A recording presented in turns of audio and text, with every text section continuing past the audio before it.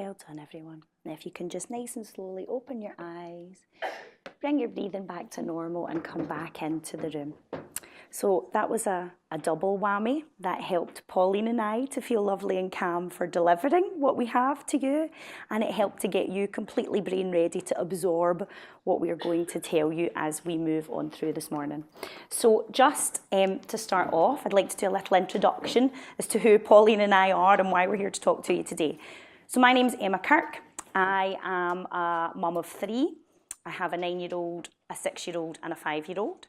I am a primary school teacher in North Lanarkshire in a school called Carbrain Primary, and we are one of the schools that are in a pocket of pretty severe deprivation, and I am the national trainer for Relax Kids. So I go around the country training people who want to come and be franchisees, running their own business, go into schools, train schools, staff, anybody that works in any capacity with children that wants to use relaxation and meditation as a tool to help them achieve success. So that is who I am. I'm now going to pass over to my glamorous friend Pauline. Assistant. Like I need notes to tell you who I am. I'm clinging on to them thinking I know who I am. I'm Pauline Lawson, as it says up there, and I am a Relax Kids coach in Midlothian. I was a teacher up until about 8 weeks ago, and I decided to move on after 20 years to do things like Relax Kids, amongst other things, because I believed there was a need for the health and wellbeing, and to get tools pulled together to help us to deliver, help the teachers to deliver the curriculum, the health and wellbeing curriculum. I have been a teacher for 20 years and I was primary trained. However, I've worked mostly in secondary and mostly with children that have got challenges in their lives. So I've been principal teacher, looked after children, I've been principal teacher, nurture, principal teacher, behaviour support, whatever they were sort of called over the years, that was the bracket I was in. So I spent most of my time in secondary schools with children with challenges or services for children that were excluded. And I even had a little visit to residential care for a while. So I always believed there was a way to go back a couple of steps and treat the symptoms there rather than the outcome of being a behaviour support teacher in a reactive sense. So I was seeking things, and Relax Kids was one of the things I found, because I believe in a universal way. Might look a bit fluffy with our purple hoodies and all our sort of little toys, but I believe that it can teach children in secondary schools as well. So, and I know sometimes it doesn't get that label, so I thought, it brings a bit of kudos to it that I've actually done it with secondary children, and some of the ones at the most needy levels, although in a universal sense as well. Absolutely. And that's one thing that's important to mention. Yes, it's wonderful that Mr. Swinney was acknowledging the need for us to really sit up and pay attention to this whole issue of ACEs and what we can do. And children who are living in poverty have a higher ACE score more naturally normally. So for me, what attracted me to go and learn about Relax Kids was finding that I really needed a practical tool to actually start to, as Pauline says, treat the symptoms. We can't treat the cause of poverty-related attainment gap.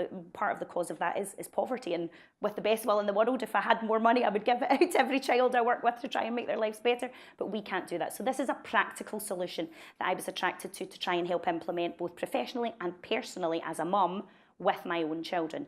Relax Kids was established 18 and a half years ago now by a lady called Marnetta Villegas, and she is the driving force behind the whole company. She had a vision. Her past job she would refer to as she was a clown. She was a children's entertainer. She was going out delivering parties to children and going, why can't these children sit still and concentrate and listen to what I'm saying? They can't follow through the instructions. They're all over the place. They're not getting the best out of what I'm trying to do. So she had a performing arts background, musical theatre trained, and she devised what is the backbone of our Relax Kids strategy, which is a 7-step system that takes children from an area of high energy, really gradually down, and supported and scaffolded the whole way down to a completely relaxed state. She practiced meditation from a young age at home. Culturally, it was just something that her father had brought to the family, and she'd always done it. So her knowledge of meditation, coupled with her performing arts background, when you're doing drama and all the confidence building and self-esteem, she pulled together these 7 steps, and it really just flows and it clicks. It clicks no matter what age you are. If you're a preschooler in an early years setting, if you are in primary school setting, if you're in a high school setting, or if you're an adult, us as professionals can also benefit from engaging in this system. So, a little bit about the why. Why do I believe Relax Kids can have any impact and any benefit whatsoever? Well, here are the reasons why, my three little buddies. This is the whole raison d'etre for me. This is why Relaxed Kids can actually have a positive impact on helping children unlock their learning potential. So the way we explain it to children is the way I'm going to explain it to you. And it's all about, in the brain, these three regions of the brain. It's all based on the true and brain theory. Okay, this is a very simplified version of it, but this is what it's based on. So all the children learn and understand that we have a wise owl in our brains. And our wise owl lives right at the front of our brain in our prefrontal cortex, your learning, processing, decision-making centre of your brain. It's responsible for making choices, making decisions, and for processing information that you are taking in. So the owl has a very important job to do. And we chose an owl because owls are synonymous with being wise creatures, and children like a nice wee furry creature to cuddle when they think about this too. So your wise owl has this important job to do. Your owl, however, needs a bit of help because everything that he learns and processes here in the prefrontal cortex of your brain, crucially for us as educators, has to be retained. It's all very well giving children information, but unless they're able to process properly and fully hold on to and retain that information, we've not succeeded. And this is where our elephant comes in. And the elephant lives in the hippocampus of your brain. And the hippocampus is your brain's storage facility, if you like. So everything that your wise owl learns and processes, he then shares with your elephant in the hippocampus. And your elephant, because elephants never, ever forget. And my children were telling me that yesterday. Remember, Miss Kirk, elephants never forget? Yes, that's right.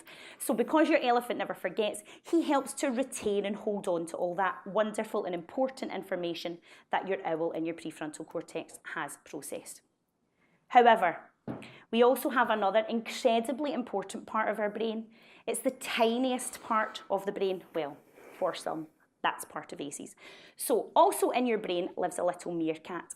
And the meerkat lives in the amygdala of your brain. And the amygdala it's the most primitive part of your brain. It's your body's alarm system. So where your fight, flight, freeze response would come from. It's to protect you, it's to keep you safe, to anticipate any dangers.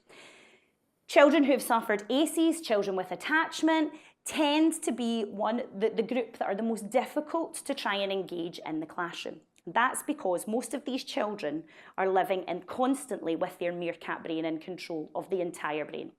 So your meerkat becomes engaged when you feel scared, anxious, threatened, upset, tired, overwhelmed. And when your meerkat becomes engaged or switched on, he takes over control of your brain and says to your elephant and your owl, wait a minute guys, I'm just checking to see if everything's safe. What's going on over there? What's that over there? What did he say? What did she do? What have I got? Have I got a packed lunch again? Oh my goodness, have I got tuna? Have I got constantly on alert. If children, or us as adults, do not know how to calm and soothe their meerkat or to disengage the amygdala, you physiologically cannot access the learning and processing and memory retention parts of the brain. That's why I believe in Relaxed Kids. That's why I think Relaxed Kids can be a real practical tool to help close the poverty-related attainment gap. Not just for that, but for everybody. It's a completely inclusive programme. It's a benefit to every single person that engages with it, regardless of age, background, or life situation. So, the 7 steps where we go from high energy to low energy. I add that wee bit in there, just about your wee meerkat, because I wanted to give a wee secondary vibe on it, right?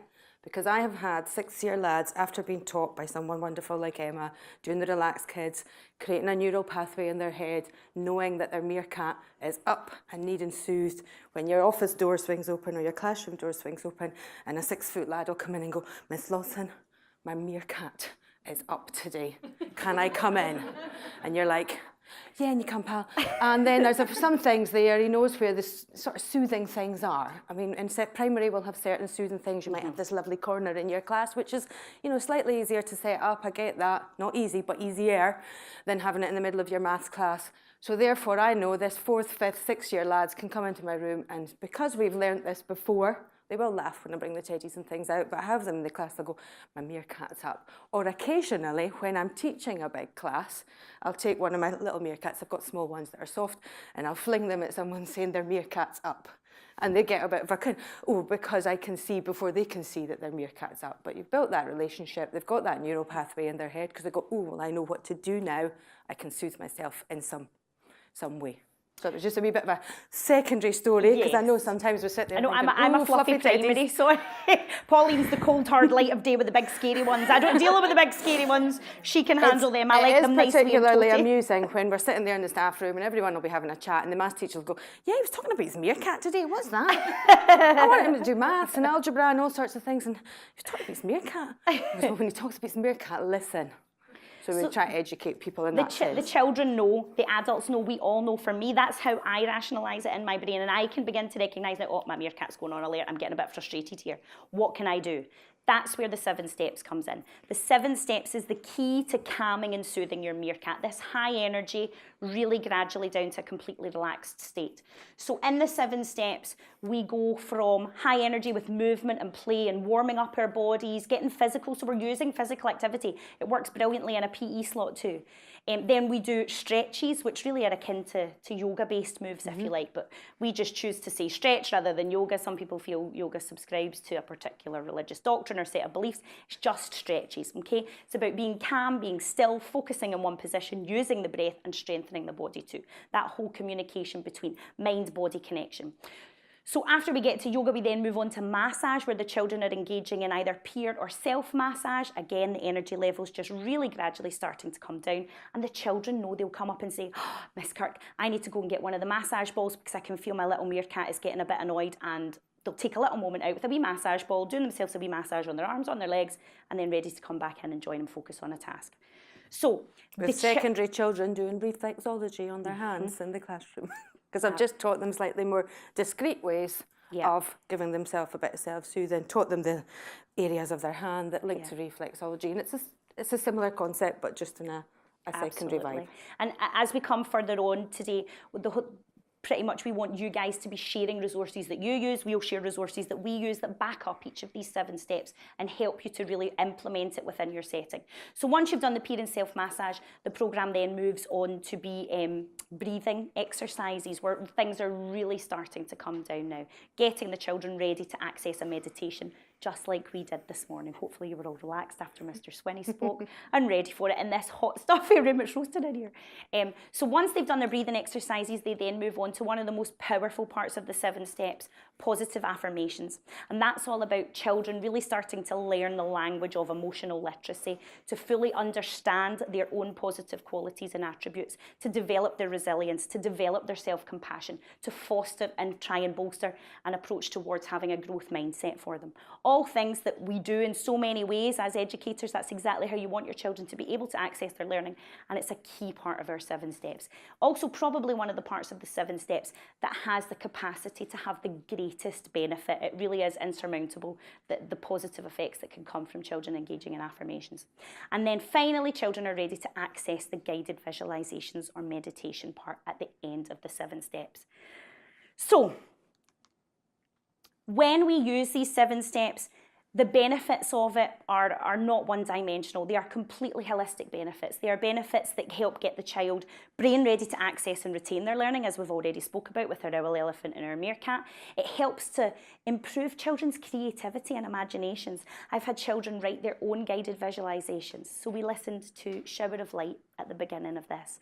And children, through using the process, through listening to the system, every meditation starts, close your eyes, be very still, and then it takes you wherever it's going to take you.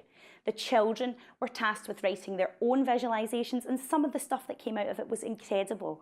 In fact, I had one young boy who wrote, he was very isolated amongst his peers, and he wrote a visualization about being a valuable and important friend. And it was, close your eyes and imagine you are surrounded by a circle of great friends. They value you, they appreciate you, you are special to them, you are important. And it went on and on and on, and you're wiping away the tears as you're marking, well, this is wonderful, wonderful, wonderful.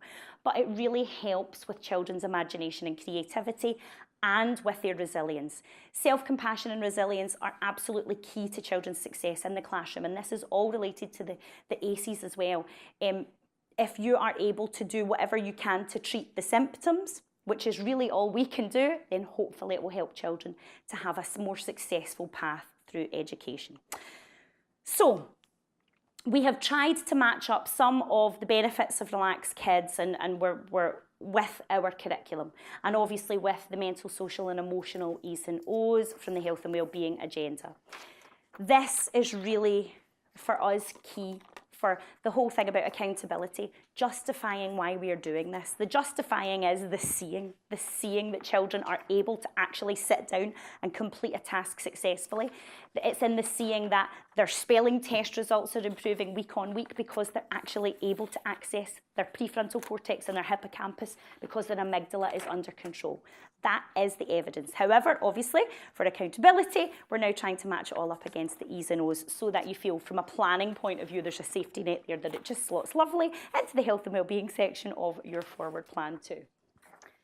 So now I'm going to hand over to Pauline just to tell you a little bit more about how Relaxed Kids relates to the principles of nurture as well. Well, I've just got the two slides, I think. Well, it's just really to say that the Relaxed Kids principles and philosophies are totally synonymous with the 6 principles from nurture. Being a nurture practitioner myself about 10, 15 years ago, I trained in the primary nurture, opened up bases, but really wanted to promote nurture across the whole school, nurturing approaches that we all have them, because we can all accept children with unconditional positive regard, but through Relaxed Kids we're teaching children to accept others with unconditional positive regard. In the areas that I worked in, it was this whole behaviour, all behaviour is communication, and I think we're getting more aware of that now down the line. It was 10, sort of 15 years ago that I was trying to convince people that that behaviour is a communication of something. Totally think we're much more aware of that now.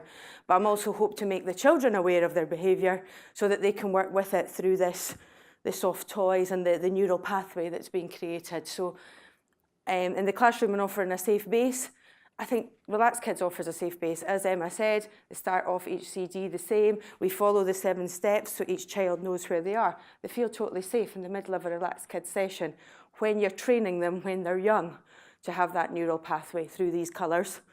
But when they're older, they can grab the tools as they need them. So if we teach these skills in a universal sense, and they will uphold our nurture principles, therefore, then the child has a set of tools to head for when you or they believe that they need them. You go, take a few deep breaths. We've probably said it naturally to kids before, take a few deep breaths. But they go, oh, I know what comes after the breaths. I feel safe. If you having the whole, a bit of massage, you know, if they can just even squeeze their hands. Some of our relaxations are muscle relaxations. And if they train themselves in the muscle relaxations, as soon as they squeeze their hands, their whole body goes in that kind of tight release, tight release. So these are things that can work in bases because you can grab a tool. These are things that can work across the whole school because if you're all saying the same things, let's breathe before we talk about that. Oh, is your meerkat a little bit up there today? Then we've got a familiar, safe language to work with, which really complements the nurture principles. And these are the same principles that are nurture secondary as well. They are the very same. Yes, there's sort of slightly different outcomes for them, slightly different ways of looking at them. But as I've tried to describe, as Emma's going along, giving you a primary point of view, I'm trying to give you a sort of secondary view of it, that once they've created all these little drawers in their head, they can go back to it and pull that tool down and use it in a secondary kind of setting. Because I'm not sure if they're all going to go with their elephants under their arm. It's just a bit much. But having those even in the corner of your classroom, I worked in the New Battle Cluster in Midlothian, which is, you know, an area of high deprivation. And I have these in the corner, and some of my children remembered from way back in primary school when I'd done similar work with them in wellbeing work, targeted work, and I'd love it to be more universal. But they would just recognise the toys, so they didn't need to touch them. They were just kind of there, small versions. I didn't have one like that. I think I would have got laughed out in New Battle High School if I rocked up with that under my arm. So I just wanted to reassure you that as well as the E's and O's, it complements the nurture principles. You know, we could probably unpick them and talk about them all day, but just to reassure you that you have a look through them, they're exactly the same. Which one do I push? The wee sideways one. I should. There. I'm going a little bit back in time, but I just love the 5 domains of emotional intelligence or emotional literacy and some of the myths that go with it. In a lot of Relaxed Kids literature that's come out, Emma and I happen to be teachers that do Relaxed Kids, but we've got a whole cohort of coaches around the country that we liaise with, and some of them are real professionals. We've got CAMS workers, we've got play therapists, we've got all sorts of people that have all sorts of people that have taken on the training. Head teachers. And they share with us, you know, we share with each other. Emma and I happen to be classroom practitioners, so we really want it to match with the E's and O's, because we know what you guys need. You need to write a forward plan saying which E's and O's you're covering. You're not just doing some fluffy stuff down in the hall with a bit of relaxation music, because it can get that kind of label. It does. It can happen. You want to know a little bit of the science behind it. I was in a school last week doing a health week. We're not wanting that relaxed kids, says the primary sevens. You know, we're too cool for school. So, but we have chill skills. So I just went, well, of course I wouldn't do relaxed kids with you, even though my t-shirt says it. I'm going to do chill skills with you. Immediately they were like, oh, okay, that sounds a bit better. A little bit of science, a little bit of brains on the wall, neural pathways, and how you're going to train your brain, and we called it brain training instead. So they've all gone off to their classrooms and made posters on brain training instead of relaxed kids. It just changes the vibe. So it's to show how universal it is, right from teeny weeny ones getting this in nursery, right to your 6-foot lad, his meerkat in his top blazer pocket. And, you know, I would love to think that my whole school career, I wanted to give kids tools to walk out my room, a transferable skill to take with them, because I know they're going to go to maths and it's going to be tough. I know they're going to go to English. I know they're going to go home and it's going to be tough. So I want to give them some tools. And if I could, give everyone a little bit of a gift of self-regulation out of all these domains here, a little gift of self-regulation. When I feel like things are going, I know exactly how to go and work with that. And what a gift to give them for exam time. I know we've talked about the ACEs and social deprivation. We've got kids that are not in social deprivation, but have their exams coming up. I'd love to give them the same tools too. And if that is a gift us as teachers can give each child as they're walking out our school, is to give you a set of skills on self-regulation, and I feel like I've done my job. I'm hoping that Mr. Science and Mrs. Maths and Mrs. English have all done their jobs too.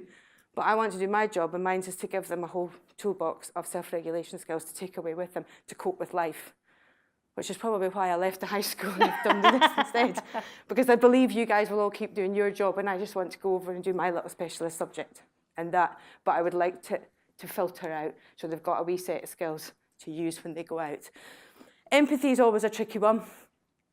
People think, well, if we walk alongside someone, and we've talked about ACEs and things today, but we could have probably a whole conference on empathy alone. And I was listening to Brené Brown's book as I drove in the car today, and she was talking a lot about empathy. And we can't walk alongside these kids. We can't walk in their shoes. So we shouldn't insult them by saying that we can. But we can walk alongside them and give compassion and hope that they believe in that compassion. Because if they can fill themselves up with compassion, they can recognise compassion in us. And I think Relaxed Kids gives them that as well. Absolutely. So even just the two of them, if they left school with that, I'd be happy.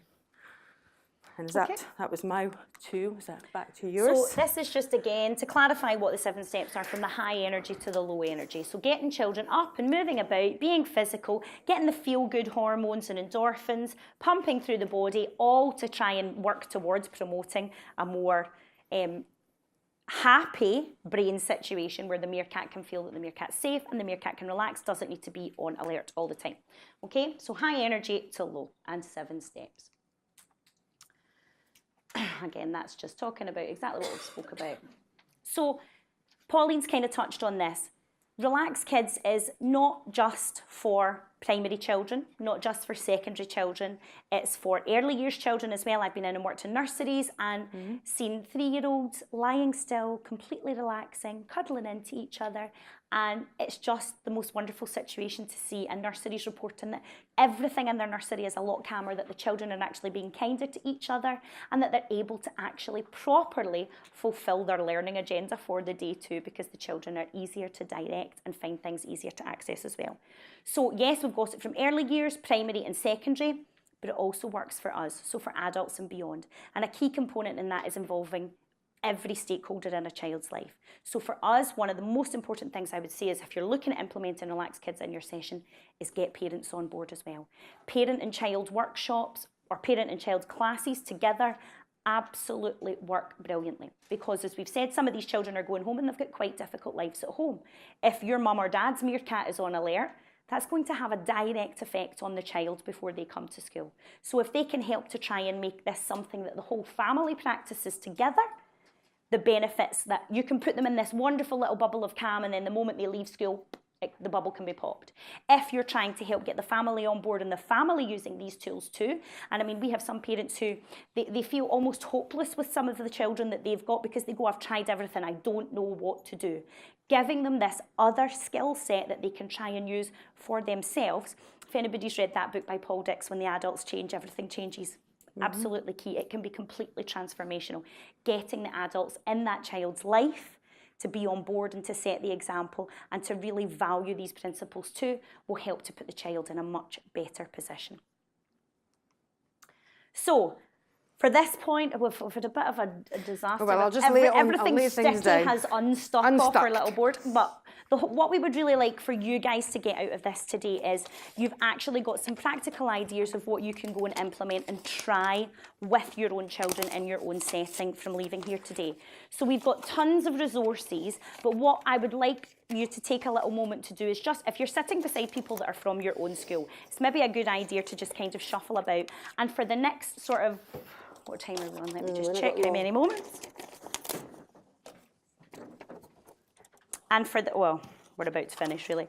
Yeah. For the next moment, if you speak really fast, or even if you don't get a chance to do it here, even when you're up having coffee, and if this is something that you're interested in, finding out what resources other people are using that meet this agenda, okay? Talk to other schools within your cluster.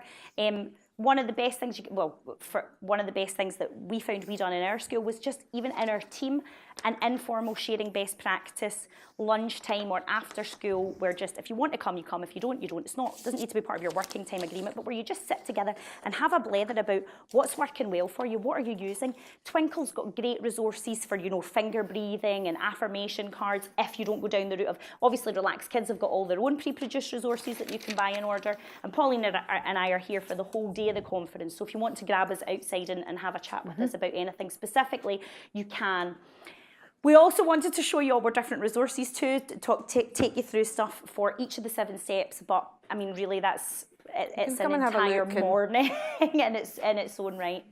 So just as a real starter for you to go back and try things in your own setting, you can go onto our Relaxed Kids website and download a free 21 Data Camera Classroom ebook. There's also an MP3 which is free to download as well that comes with your pack that lets you have an actual meditation track that you're able to play with the children too. So if you just Google Relaxed Kids School Pack, it should take you to the link as well. There are lots of different options going forward from here if it's something that you think would be a priority for you to try and embed within your setting. We can come and do a school-specific whole-day CPD training. We can also do, and I've done before, where it's after-school twilights for 2 consecutive days, and that way you get through the full programme if you wanted to do it as a twilight rather than a full day. We can come and deliver parent information workshops for you where we tell parents about the strategies and how they can use them at home. We can send a coach to your school and they will come in and do Health Week for you. We can send a coach to your school and they will come in and run it as an after-school club with your children. You may do it as just child only or with parents too, entirely up to yourself. I am on email at Relaxed Kids Scotland if you want to email me. Okay. I'll show you the contact details in just a wee second as well. There's obviously tons of products that we've talked about that help to support each of the 7 steps and the implementation of them within your setting. Come and grab us even at coffee at lunch. We'll leave everything all set up here if you want to come down and have a touch and a feel and a look and a read or whatever you fancy. We were hoping to do a little Q&A, but I don't know if we're going to have time for it. I'll maybe get time for, say, 2 questions. If there are any, you might not have any. I mean, you know how best to implement this. You know the children you work with. You know what's going to fit for you in terms of taking this forward within your setting. Are there any questions? Yeah. Can I just clarify? Because I know that we have had somebody from Relaxed Kids and doing sessions with the younger kids in our school. But is this a tool that we can kind of purchase and deliver as a class teacher? Absolutely. You can have a whole staff training, or we can just organise a training for your local authority, a CPD day. Yes, absolutely. you're the one that are with the children all day long, and if you're relying on them getting their once a week Relax Kids session, it's not necessarily helpful. You need to let this permeate the classroom on a daily basis, recognising where the children are. If they've been stuck inside for an indoor play and they're sky high, right, everybody, let's sit down and let's go on with our maths. It's not going to work. Being able to implement the strategies, you just cherry picking from them here and there throughout the day and implementing them in short bursts is really, really key. And it has to be a whole school approach for sure as well. You need everybody on board for it to have the biggest impact. Any other questions just before I give you our contact details? Because I know you've all got another workshop to go to now. Okay, great. So if you want to get in touch with us, Pauline and I are both on Facebook and Twitter. I am at Relax Kids Scotland on Facebook and Twitter. I also have a Twitter page just for me as a classroom practitioner called @Miss Kirk's Classroom. You can take a note of my phone number. Please phone, email, anything at all you need. Pauline is Emotion All Midlothian on Facebook and @RK Midlothian on Twitter as well. Thank you so much, and I hope you enjoy the rest of your day. I know. Thanks. Whistle stop. Well done, Emma.